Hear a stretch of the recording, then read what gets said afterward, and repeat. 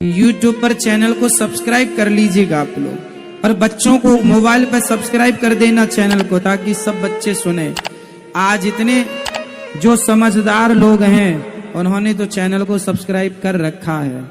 बस आप अपनी समझदारी का परिचय तुरंत दिखाइए, क्योंकि संस्कार मिल रहे हो फ्री में तो लेने में नुकसान नहीं है। क्यों जी, नुकसान है? हम जानते हैं कि मन बहुत चंचल होता है। यही कारण है कि मन अशांत रहता है, और कई सवालों का जन्म भी अशांत मन के कारण ही होता है। यदि आप जीवन में शांति चाहते हैं तो इसके लिए ज़रूरी है मन को शांत करना। लेकिन मन को शांत कैसे किया जाए? गौतम बुद्ध से जुड़ी इस कहानी के माध्यम से आप जान सकते हैं कि मन को शांत करने का क्या तरीका है। इसमें भगवान गौतम बुद्ध द्वारा मन को शांत करने के आयामों के बारे में बताया गया है। तो चलिए जानते हैं इस कहानी के माध्यम से, जिससे आपका जीवन बदल जाएगा।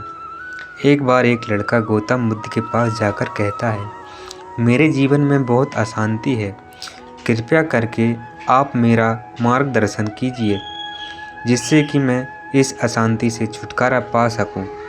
गौतम बुद्ध लड़के से जीवन की अशांति का कारण पूछते हैं। लड़का उत्तर देता है, अत्यधिक विचारों के कारण मेरे भीतर बहुत सारे विचार आते हैं, जिससे मेरा मन अशांत रहता है। बुद्ध मुस्कुराते हुए कहते हैं, ऊपर आकाश की ओर देखो और बताओ, तुम्हें सूर्य दिख रहा है?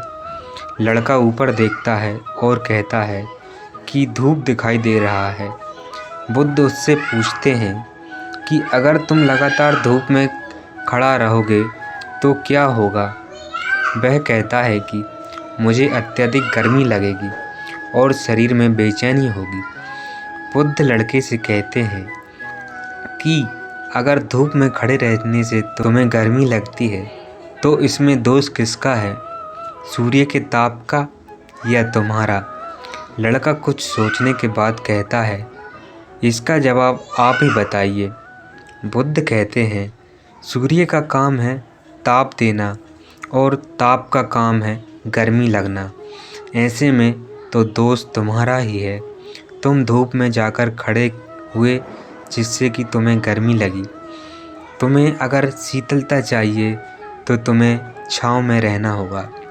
ठीक इसी तरह चंचल मन का भी स्वभाव होता है विचारों और भावनाओं को जागृत करना।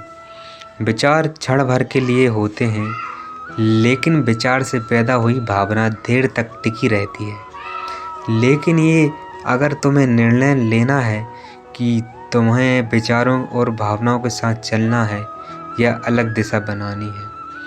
बुद्ध कहते हैं, मन को शांत करने के लिए तन के आयाम पर काम करना सबसे आसान तरीका है। शरीर के स्तर पर हमारी कर्म इंद्रियां और ज्ञान इंद्रियां हैं। कर्म इंद्रियां कर्म और ज्ञान इंद्रियां ध्यान से जुड़ी होती हैं। इससे हम अपनी संवेदनशीलता को बनाए रखते हैं, यानी हम जो भी काम करें उसे आनंद के साथ करें। मन के आयाम से हटकर तन के आयाम पर जाने से ही तुम्हारा चित्त शांत होगा।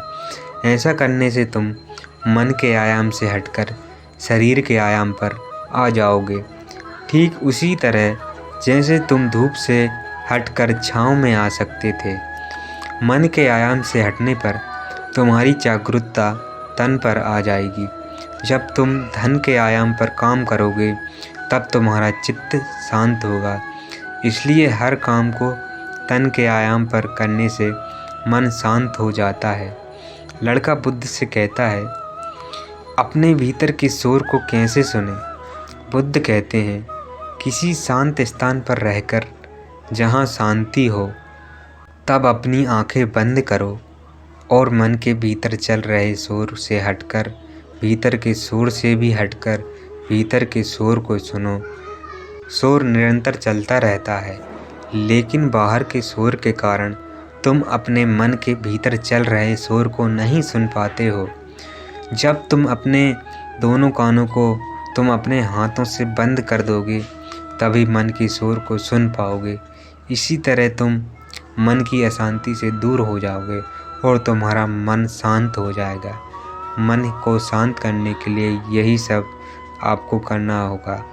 यदि ये वीडियो आपको अच्छा लगे तो हमारे चैनल को सब्सक्राइब ज़रूर करें और शेयर ज़रूर करें।